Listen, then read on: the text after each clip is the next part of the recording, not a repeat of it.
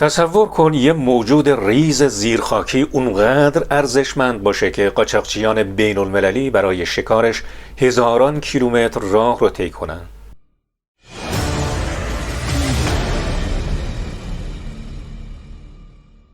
مورچه های مسوسفالوتس، این سربازان قرمز کله گنده شرق آفریقا، حالا تبدیل شدن به طلای سیاه بازارهای زیرزمینی. تخمین زده میشه که تو کل دنیا حدود 1 کوادریلیون مورچه زندگی میکنن. یک کلونی مورچه ببینی یا میپری کنار یا لگد میزنی که نیشت نزنن. خیلی ها فکر میکنن مورچه ها همشون آفتن، یا نادیده میگیرنشون یا لهشون میکنن. خب اگه دنبال کننده اخبار حوادث باشید، حتما خبر دستگیری و محاکمه 4 خارجی در کنیا به اتهام قاچاق مورچه رو شنیدید. خودم هم وقتی خوندم خیلی تعجب کردم که آخه چرا قاچاق مورچه؟ وقتی که تو اینترنت جستجو کردم تازه فهمیدم چه خبره. اول خبر رو خلاصه بگم.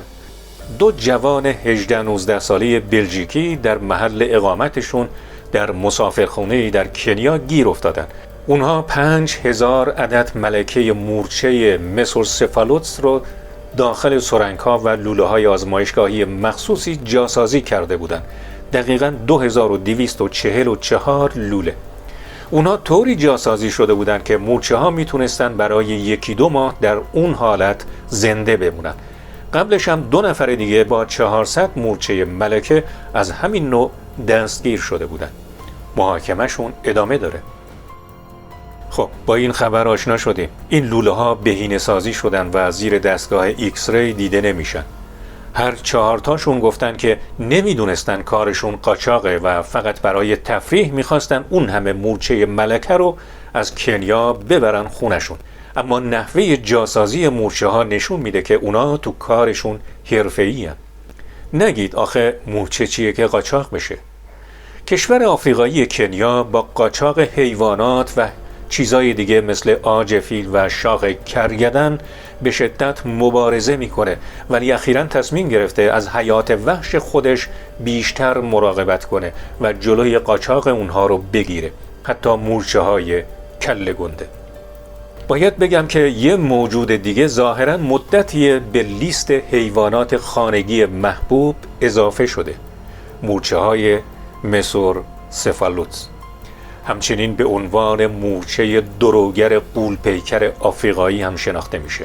یک گونه مورچه بزرگ و تهاجمی بومی شرق آفریقا، به ویژه در کشورهایی مثل کنیا، تانزانیا و اتیوپی. شاید باورتون نشه اگه بگم این مورچه ها تو بازار جهانی قیمت های دیوونه کننده ای دارن، مخصوصا ملکه ها که تو کشورهای غربی به قیمت طلا فروخته میشن. آمار بگیم.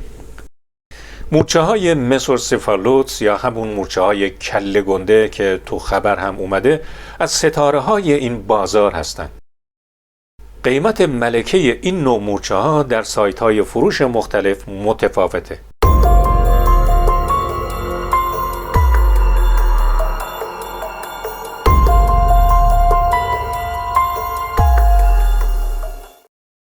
حالا در خبر اون 2 پسر 5000 تا ملکه داشتن. در دادگاه $7800 قیمت گذاری شدن، اما طبق قیمت های بازار در اروپا و آسیا قیمت هر کدوم رو به طور متوسط $150 در نظر بگیریم، جمع اونها میشه $750,000 که مبلغ خیلی زیادیه. تعجب نکنید از اینکه بگم تو مکزیک تخم و لارو و خود مورچه ارزش غذایی زیادی داره و بهش میگن خاویار حشرات. هر کیلوش $50 تا $200 قیمت داره و بعضیا عاشق طعمشونن. این مورچه های ملکه در دارک وب به صورت عمده خرید و فروش میشن. 10 عدد مورچه ملکه به قیمت $1000 فروخته میشه. حتی در سایت ایبی هم فروخته میشن، اما برای اینکه شناسایی نشن از اسم و علائم رمز استفاده میکنن. نگهداری مورچه که زمانی یه سرگرمی خاص برای عده‌ای خاص از علاقه‌مندان بود، حالا به یه صنعت زیرزمینی پر رونق در اروپا و آسیا تبدیل شده. مورچه‌دارها ملکه رو برای پرورش کلونی در لونه‌های مخصوص نگهداری می‌کنند. این لونه‌ها بهشون این امکان رو میده تا ساختارهای اجتماعی پیچیده حشرات رو تماشا کنند و در واقع هدف از نگهداری مورچه در خونه همینه.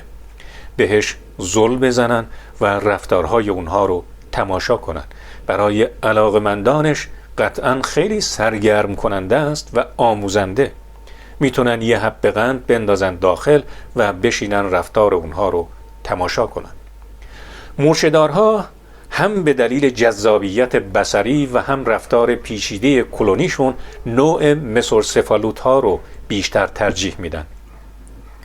ملکه این نوع مورچه‌ها با رنگ‌های قرمز و سیاه چشم نواز خودنمایی میکنن. هر کلونی فقط یه ملکه داره. ملکه اندازش بزرگتره و میتونه تا 25 سال عمر کنه. اما مورچه‌های کارگر 1 تا 2 سال عمر میکنن. جمعیت یک کلونی هم میتونه تا 10,000 مورچه برسه. ملکه تخم گذاری میکنه و تخمها به لاروهای کوچک تبدیل میشن. لاروها توسط کارگرها مراقبت میشن و قبل از ورود به مرحله شفیره چندین بار پوست میندازن. در این مرحله شفیره ها تحت فرایند دگردیسی قرار میگیرن و در نهایت به مورچه های بالغ تبدیل میشن.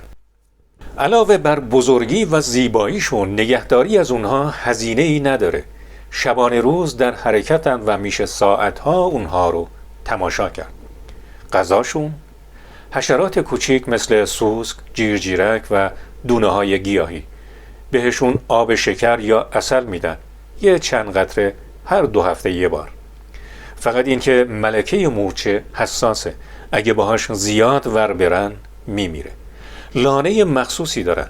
مورچه ها در یه لونه شفاف نگهداری میشن در اندازه های مختلف.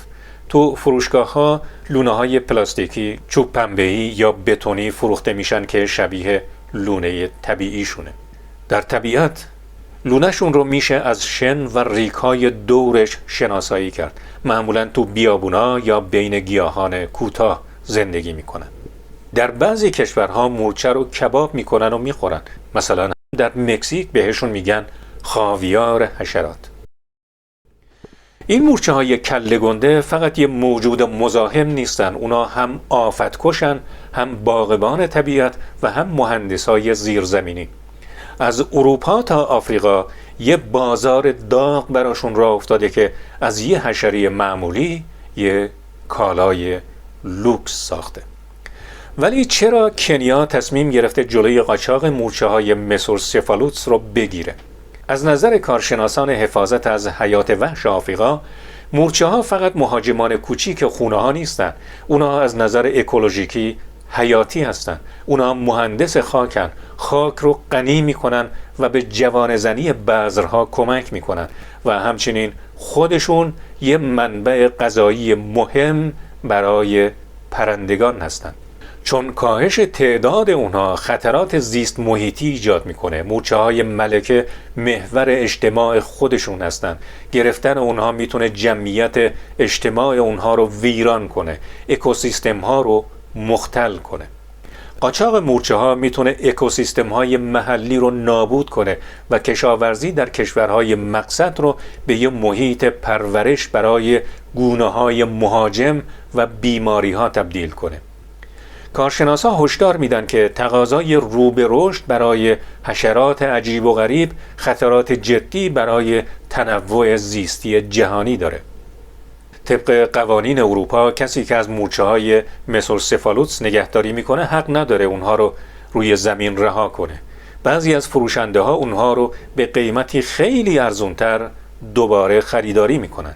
برای صادرات قانونی این گونه نادر نیاز به مجوز رسمی از اداره حیات وحش کنیا و گواهی سلامت داره، چون مسورسفالوتس از گونه‌های بومی و بسیار پرطرفدار اما کمیاب کنیا محسوب میشه.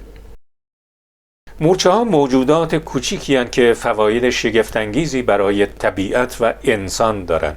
این حشرات سخت کوش با حفر تونل ها خاک رو هوادهی می کنند. رشد گیاهان رو بهبود می بخشند و به چرخه مواد مغذی در طبیعت کمک می کنند. انواعی از مورچه ها با شکار حشرات آفتزا مثل مگس و لارو به کنترل آفات کشاورزی کمک می کنند و نیاز به سموم شیمیایی رو کاهش میدن. بعضی گونه ها هم با پراکندن بذرها به رشد گیاهان جدید کمک می کنند مثل مورچه های باغبون. حتی در طب سنتی از مورچه ها برای درمان بعضی بیماری ها استفاده میشه. همچنین اونها غذای پرندگان، خزندگان و دیگر جانوران هستند و نقش کلیدی در زنجیره غذایی دارند. حالا اینا خطرناکن یا نه؟ فقط احتمال گاز گرفته شدن توسط اونها هست که کمی دردآور. و در پایان باید بگم که علاوه بر این مورچه ها الهام بخش انسان در مدیریت، گروه های کار و مهندسی هستند. مطالعه رفتار اونها به دانشمندان در طراحی شبکه‌های حمل و نقل و الگوریتم‌های کامپیوتری کمک کرده. این موجودات کوچیک با وجود اندازه‌شون تأثیر بزرگی بر دنیای ما میذارن. به پایان ویدیو رسیدیم. بدرود.